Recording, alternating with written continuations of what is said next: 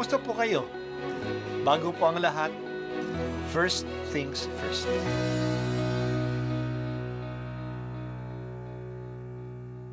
Good morning po.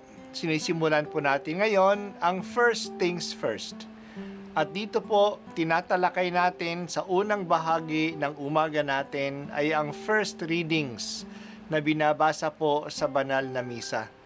Ito pong tinatalakay natin kasi madalas po kasi marami na tayong alam tungkol sa gospel readings. Pero konti po ang nagsasalita sa first readings. Pero ang first readings, bahagi din po yan ng Biblia, ng banal na kasulatan. Kaya susubaybayan po natin ang mga first readings, basahin po natin at kuminsan kailangan ng basahin ng 2 o 3 beses bago maintindihan kasi hindi po tayo familiar sa mga istorya at sa mga kaisipan na tinatalakay dito. Ang pagbasa mula sa aklat ni Josue. Noong mga araw na iyon, sinabi ng Panginoon kay Josue, "Inalis ko ngayon ang kahihiyan ng pagkaalipin ninyo sa Ehipto."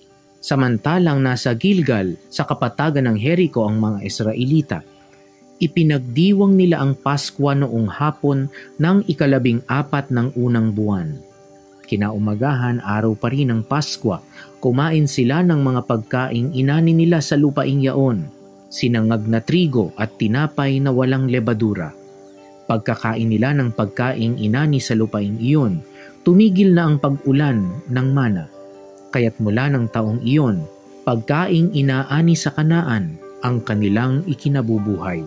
Ang salita ng Diyos. Salamat sa Diyos. Si Josue ang kanang kamay ni Moises. Nasaksihan niya ang mga ginawa ni Moises. Isa din siya sa mga espiya na pinadala sa lupain upang tingnan ang kalagayan ng Kanaan. Sila lamang 2 ni Caleb ang naghikayat sa mga tao na tumuloy na sa Kanaan. Pero ang ibang mga 10 espiya ay nag-discourage sa mga tao na tumuloy sa lupain. Kaya nagalit ang Diyos sa kanila at nanatili sila sa disyerto ng 40 taon.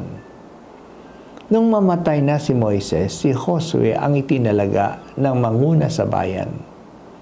Mahirap ang gawain na ito kasi dakila si Moises at mahirap siyang sundan at tularan. Pero ang Diyos na gumabay kay Moises ay gumabay din kay Josue. Unang nanatili ang mga Israelita sa Gilgal. Doon tinuli ang mga lalaki na hindi pa natuli. Doon din sila unang nagdiwang ng Paskwa, ang pagdiriwang ng kanilang kalayaan mula sa Ehipto. Sa Gilgal, kumain na ang mga tao ng trigo at ng tinapay na galing sa Kanaan, ang lupang ipinangako sa kanila. Dahil sa nakakain na sila ng bunga ng lupa na mapapasa kanila, tumigil na ang pagdating ng manna, ang pagkain na araw-araw ay bumaba sa kanila sa disyerto. Hindi lang sapat na makalaya ang mga Israelita sa Ehipto.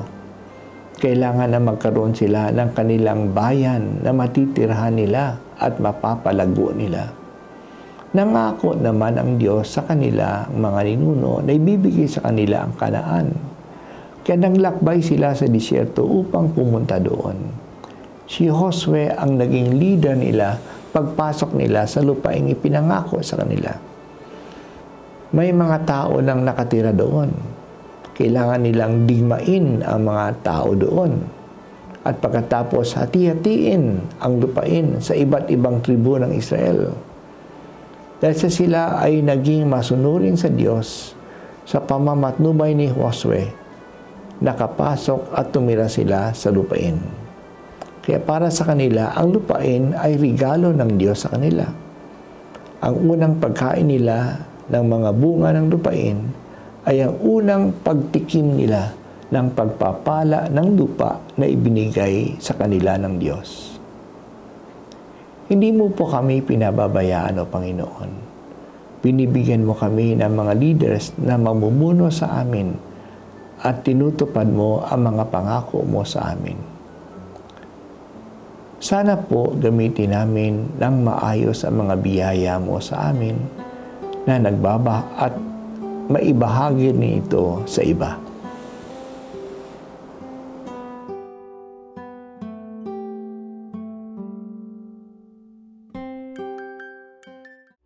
At ako po ay si Bishop Broderick Pabilio dito sa First Things First.